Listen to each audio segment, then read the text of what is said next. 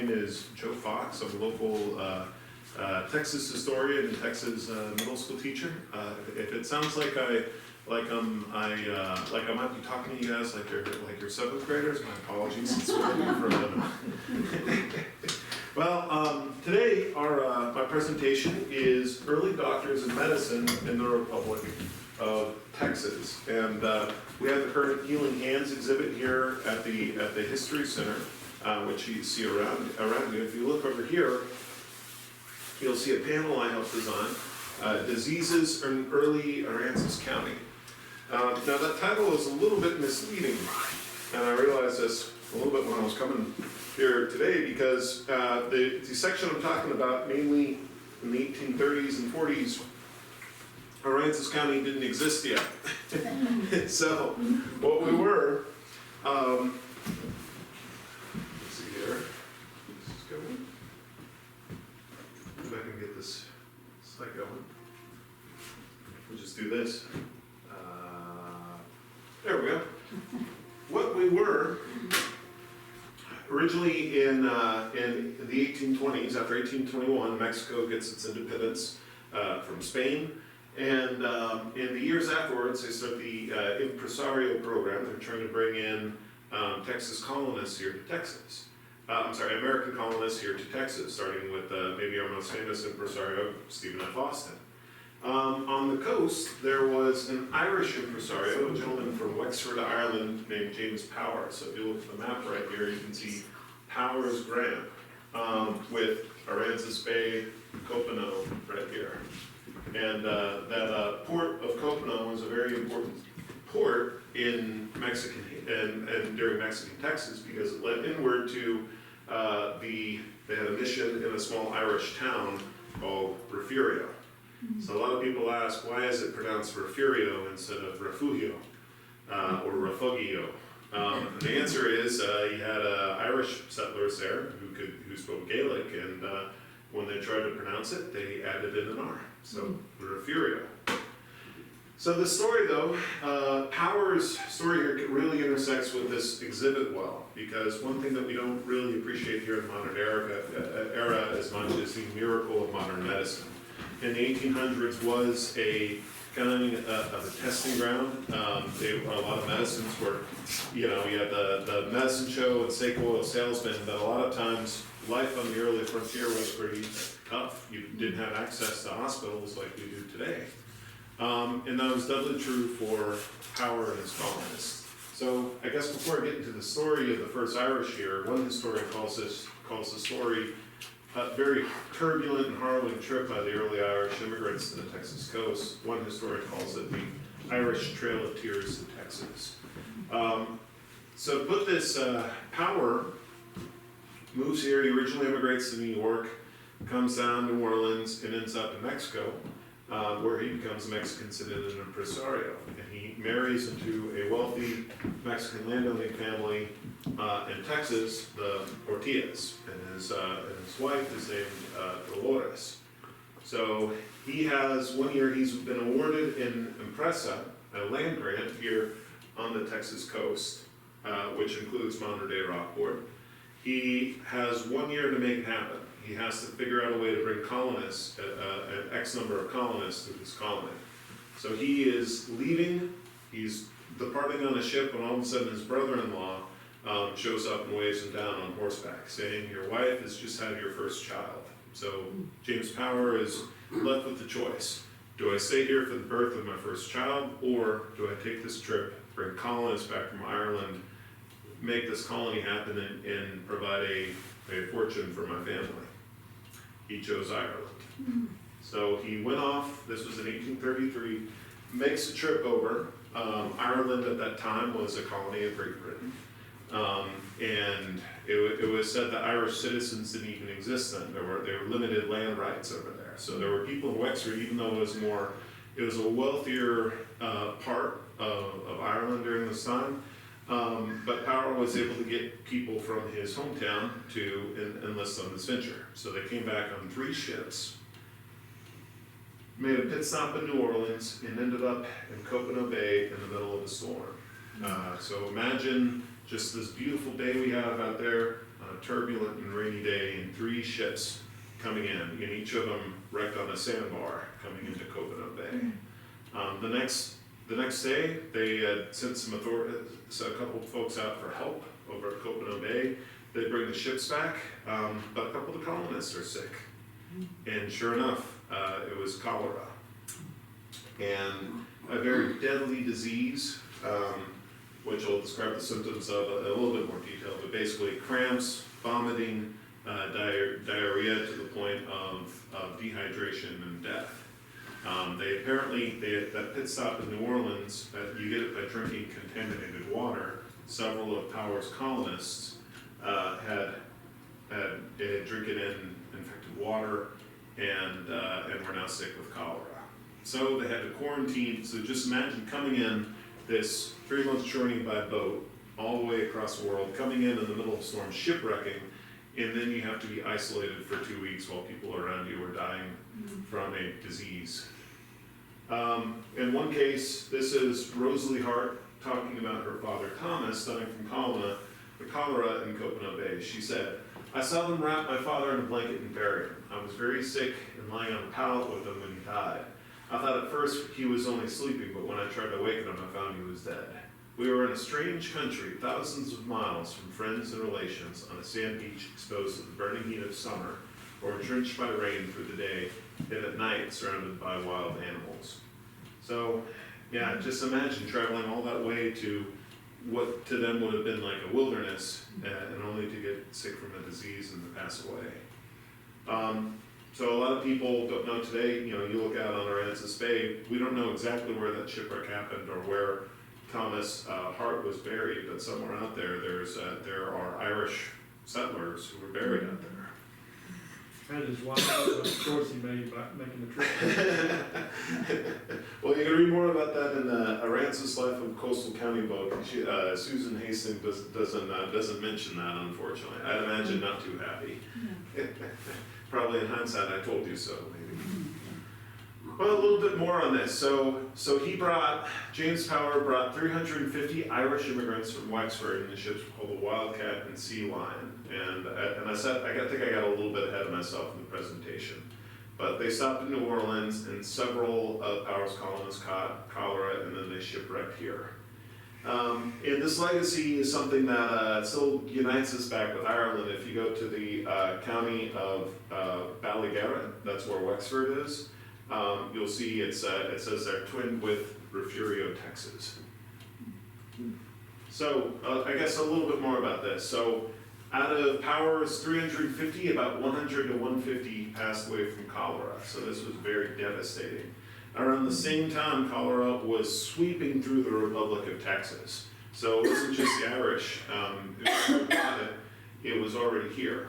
That same cholera epidemic kills community prominent Texas citizens such as Juan Baramendi and his daughter Ursula. So they're kind of famous, they were prominent in San Antonio, and also the hero of the Alamo, Jim Bowie, married Ursula Baramendi. So that was Jim Bowie's wife and father-in-law who passed away. Impresario and founder of Gonzales, Green DeWitt, and Martin de Leon, who was the founder of Victoria, also passed away from this cholera epidemic. And even farther south in Mexico, during this time, there is a lot of people in in Texas who are upset with Mexico. They're wrangling over this law that Mexico passed called the April 6th law, the law of April 6, 1830, which basically cut off American immigration to Texas. So Austin makes a trip, they have a convention, and Austin makes a trip down to negotiate with the Mexican government, but when he gets to Mexico City, Santa Ana's not there, and lo and behold, everybody has cholera. So it's a really rough time to be alive down here. Texas, in a lot of ways, we're the crossroads of North America. We're made famous by the Six Flags of Texas. You guys were talking about the French influence here, Spanish, Mexico, Republic of Texas. This is really where America's western frontier and Mexico's northern frontier intersect. And then you have Native Americans here as well. So with all these people with these crossroads coming through here, with all these people coming through, you also unfortunately get diseases spread, and cholera is just one of them. Its origins are a little bit more complicated. So the story, cholera doesn't originate here in Texas. It actually came from East Asia, and they were calling it Asiatic cholera at the time, and it spread from East Asia to Europe, then to Canada, and then to the U.S. in 1832. So this was a massive, it wasn't just a Texas thing, it was a Texas and Mexico thing, disease. It was a massive pandemic worldwide. And it spread by bacterial infection, by drinking water, but a lot of diseases, they didn't have germ theory in the 1830s in early Texas, so a lot of times you see this notice right here, preventatives of cholera: be temperate in eating and drinking, avoid rare vegetables and unripe fruit, abstain from cold water when heated, and above all, from ardent spirits. And if habit have rendered them indispensable, take much less than usual. Sleep and clothe warm, do not sleep or sit in a draught of air. Avoid getting wet. Attend immediately to all disorders of the bowels. Take no medicine without advice. So that's an ad giving you advice on not getting cholera. And one thing that should also be said, this is a picture I was able to find. They call that the blue stage of cholera, when you're really dehydrated. So that's kind of what the late stages of cholera looks like. There's also a resurgence in 1849 that kills about 500 people in San Antonio. So they would be, this was a very common illness in the early Republic of Texas that would last till much later. Malaria. Mosquito-spread illnesses were commonly referred to as intermittent or remittent fever, common in West Texas. These were especially common in areas like West Texas lowlands and large portions of the American South. By no means, this is a map I was able to find showing some of the heaviest areas. You can see some dark red here in the south and along the Mississippi River, but by no means limited, definitely along Chesapeake Bay that you can see up here. But this is, once again, intermittent or remittent fever, common in West Texas with these wet areas spread by mosquitoes. And once again, the thinking during the time was that it's spread by bad air, or what they called miasma. But the symptoms include fever, shaking, chills, and respiratory distress. The other mosquito-borne illness, which was common in early Texas, yellow fever. Another mosquito-spread disease common in Texas port towns, which eventually, after Texas gets its independence, Aransas City, this area, takes off as one of 4 ports on the Texas coast. And during this era, in the 1830s and 40s, you have some large epidemics in 1839 and 1844.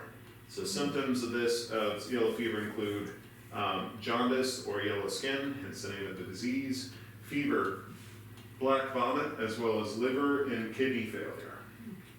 And this would flame up every once in a while, especially here on the coast, even going into the 1880s. There was a case in Murphy Gibbons' book on the history of Corpus Christi. He talks about how there was this one time a rider, a guy on horseback, came in from Indianola and was staying at a hotel, and then he mysteriously died.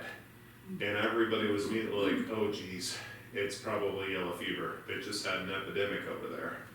And sure enough, days later, everybody started catching yellow fever in Corpus Christi, and we had hundreds of people dead from the illness. Smallpox, terrible disease. This is Mesoamerican, an Aztec relief, a drawing of smallpox victims very well. It has a long history in the Americas. It was spread from Europe over here, and was one of the reasons why one of the outcomes of Cortez's conquests of the Aztecs is spread of this deadly disease that they had no immunities for. It's spread by direct contact with infected persons and marked by spread of lesions covering the entire body. So a very terrible disease. So it decimated the Native American populations in the Americas, and it's hard to really put that into even as high up as the Northeast United States. You had the disease was so common among in between Cortez's first contact and American colonization of the Northeast. You had about 90% of the Native American population pass away from smallpox and other diseases. It literally emptied out an entire continent, and that's something that a lot of times we don't have full full records or fully appreciate. Why were they so particularly susceptible to it? And that would be, I think, it, it was prevalent in Europe, and over time they developed immunities to it. And I guess they were just not, because of that divide between continents, separated by an ocean, they had never been exposed to it. That would be my guess. Pam, do you have any other, sorry? Sure, I think that's it, and until we all get vaccinated, it was still, something that happened. Well, speaking of that, this is a picture, so early treatment, they didn't have vaccines yet, but a lot of times what they would do, they would, in order to build people's immunities, they take one of the splotches of somebody infected and give somebody a limited exposure to smallpox. So I don't think you could call that a vaccine, but it was an early, works on the same principles. But this is going to resurge in Mexico and San Antonio in 1830, as well as Brazoria in 1835, and Houston in 1840. So really terrible disease that was eventually wiped out with vaccinations. Pneumonia, another infection of the lungs. This is an infection of the lungs spread with symptoms of fever, severe cough, and difficulty breathing. So common during colder seasons, with a lack of glass window panes in many homes, like many people exposed to the elements. I guess I don't have much more to say on that, but the other big one is dysentery. Very famous by the game. Everybody knows about dysentery by Oregon Trail. It's an inflammation of the intestines resulting in bloody diarrhea. They were oftentimes in early Texas newspapers call it the summer complaint or the bloody flux. But very common due to poor sanitation and the lack of purified drinking water. Especially here on the coast in Aransas County, you have to drill very deep into the ground to get to fresh water, to clean drinking water. So there are a lot of risks. You could get dysentery or cholera with poor sanitation. Some common treatments. Oftentimes patients were given purgatives to induce vomiting, bloodletting of the arm. Medicine was also sometimes given in the form of calomel, which is a medicine made out of mercury, which is, so a lot of times, calomel and opium were often more harmful to the patient. Same thing with bloodletting. Doctors fought these illnesses as best they could, although they were oftentimes limited by poor roads, long distance, and not as good education as back east. However, they tried the best they can. You even had some early prominent doctors in early Texas. Somebody who's an ally and surgeon for the Texas Army was Dr. Ashbel Smith. So he was one of Houston's men and a prominent diplomat for the Republic of Texas. Anson Jones was also our last president. He was also he lived up in the Washington on the Brazos area, but he was also a doctor.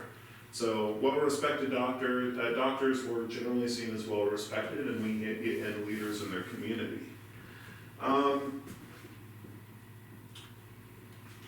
So two sets I really want to bring into mind to kind of put the 1800s into context a little bit more. After the Civil War, there's a movement for professionalization and you have professional organizations developing, and they are holding people accountable to certain standards. Medicine improves, and with that you have this chart up here is one I was able to find showing life expectancy going up from 1880, so post-Civil War, going up dropping with the Spanish flu, and then up to 2021, right before that, you see the dip with COVID. On the other end of that, this is a child mortality rates from the 1800s to the present, and look at that. So you have an increase in life expectancy due to modern medicine, and then a drop. People are living longer, people are able to have more kids. So this is a miracle of modernity, one that a lot of times people don't fully appreciate today. So in conclusion, a lot of times we don't fully appreciate what people in the past had to go through. It took a lot of work. Sometimes it's more exciting to think about the battles like the Alamo or the Red River War, Comanche raids around the coast, but sometimes the most fearsome and most devastating fights that we had in early Texas was with disease. And this was one with the help of modern medicine that early Texans were able to come out on top. So, thank you.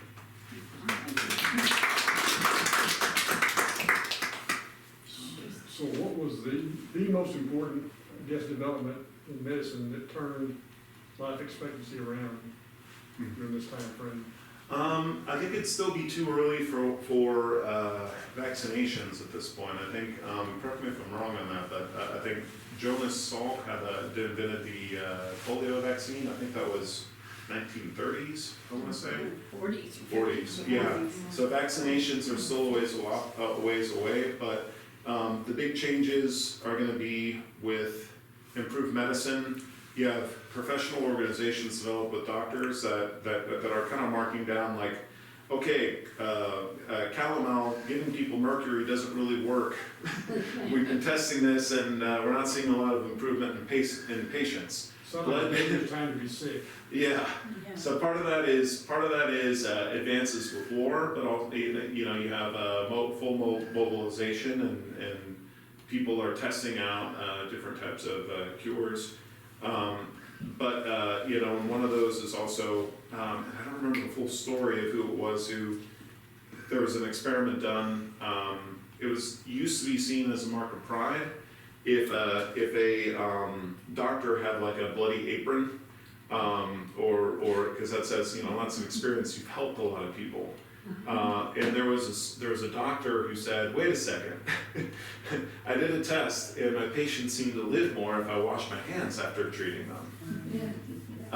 So a lot of that is that sort of trial and error. Some other things that happen, and I'm a little bit more knowledgeable in the history of Victoria. It was in the 1890s when you started getting more sanitation. They improved access to water. And that's going to help out drastically. So improved infrastructure, sanitation, but also doctors are trying out different treatments, figuring out what works and what doesn't. So we're moving away It from must have been the an evolvement of the whole idea of public health. Yes, so, Anyway, sanitation and water supply and sewage treatment and all that must have evolved somehow in that context. Yes, and I wouldn't be able to link it up with specific policies. I just know that the 80s and 90s post-Civil War, that's when that's going to spread to this area of Texas. So that's when it's after the Civil War that you start seeing better treatment with water and that public health push in that same sense. Now, at Fort Davis, part of their talk when you were visiting there is how that was the best hospital in the entire Texas area because they sent the best doctors after the Civil War to Fort Davis to take care of, all the military kind of issues that they had. And looking at the hospital that was set up at Fort Davis, it was pretty good, pretty neat how they had the beds and keeping them apart and the surgery room and stuff. So, have you been there? I have not. Oh. I've always heard great things about their observatory out there Oh, too. gosh, With those, yeah. those frontier forts. And that might be when Texas secedes and breaks away, those forts kind of get abandoned out there. So I can imagine people were things got so rough here and on the coast that we actually went to people had to resort to smuggling cotton, going down it. We think of contraband as stuff getting smuggled into Texas, but we were actually smuggling cotton into Mexico to make a living. Yeah. Well, the Buffalo Soldiers were there, and they just said that they were fighting Indians, so they were sending a lot of troops to Fort Davis to protect the people in the area, but also people would come from great distances if they were sick to be treated at that hospital. Pretty interesting. You know, the Spanish, through the missions, must have played a role in this for public water supply. Yeah, and that's, the Spanish brought technology in farming, but there's also, yeah, and they have we had a mission here on Copano Bay, which they call the Aranzazu. That's where we get the name from. And then one up in they built a mission on the ruins of La Salle Sport up near Victoria, and a big ranch up there. But one of the things that kind of happens, and this is unintended consequences, they don't know about germ theory. You get a large number of different Indian tribes together in one spot. What's going to spread? Diseases between them. So Susan Hastings writes with Mission Aranzazu, the Aranama, who are a Karankawa tribe, they are initially happy, welcoming and happy to have a mission, mission there. But when members of their tribe start dying off from different diseases, they blame the Spanish for it, and then they're like, we don't want anything to do with you. Well, looking at power, you've seen the sculpture on Little Bay, those four people, and one of them's Irish. Is that recognition of power in his little colony? Well, okay, and I need to look at that again, because I didn't think one of them was Irish. Well, he's got a peg leg and, I've heard, and I'm waiting for that to appear, and I want the history, why those four, they're Indians, and then there's a Spanish with a missionary, and there's this guy with a peg leg. And I'm assuming, and he looks Irish. Well, I need some history on that. I would have to get with Steve Russell. Might have some more to say about that. But what I think that is, there was a history of pirates here. There was a guy named Jean Lafitte, who was a famous pirate who had operations. He used to, the same sandbar that the Irish wrecked at, Jean Lafitte knew how to navigate around that. So what he would do is he would lure ships in, like trying to catch them. He would lure them into the bay. They'd wreck on the sandbar, and then Lafitte and his men would, it'd be easy prey. Yeah, so there is a history of piracy there, but you're absolutely right. There's not a lot of recognition for Irish heritage here. There's not a lot. Yeah, the historical marker that's out on Live Oak Point, right when you get to the causeway. That's where Aransas City was, and that's where James Power's home was. But there's not a lot of recognition. I'm filling in some blanks here, but Yeah. one little I know, I just need some more education. Well, there's a and I would like there to be a statue for James Power, and or some sort of marker for the Irish settlers that died out there from cholera. There's a good book you can read on that. It's called Aransas: Life of a Coastal County by Susan Hastings. So that's where I'm getting my info from. And that's she goes into more detail on the story of the Powers. There's some other good ones in there. They got this excellent library over there. There's one on the Irish Texans, which gives some more details. There might have been some, okay, I'll go into this. There might have been some chicanery with the captains of the boats and why they wrecked there, which you'll have to read more about if you want to learn. I think one other piece of this that doesn't come in until the late 1800s is quarantine. So we did have a quarantine station out in Aransas Bay, and even Dr. Spahn has a hospital named after him, was one of the quarantine doctors out there. So ships had to stop after they came through the pass, at Aransas Pass. They had to stop and be checked to see if they had cholera or smallpox or anything. And then if they did, anybody on the ship had it, they had to stay there for 2 or 3 weeks until they were sure they were cured. That's interesting. Do you know, were you able to get a date on when that island started to be used? 'Cause, Yeah, it's on the poster, I don't have it in my head, but 1870, so again, it's after the Civil War. And also I've read that like St. Mary's, which was, up on Copano Bay, actually stopped people. They sent guards out on the road and didn't let them come into St. Mary's. So they quarantined it by stopping people on the roadways too. Yeah. Oh, that's interesting. But that's not Republic, that's later, like you said. Well, Yeah. and I also wonder the origin of that island, the quarantine island. Do we know where exactly the Irish, where they had? I know the sandbar they shipwrecked, but do we know where they were quarantined? Oh, yeah. Well, if you look at Quarantine Island, it almost had to be right in this side of Lydian Pass from the pass. It was a perfect place to stop them, because after you go around that corner, coming into Aransas Bay, and you're already in. So, That's good, too. From a personal standpoint, I am most pleased that bloodletting fell out of favor. Amen to that.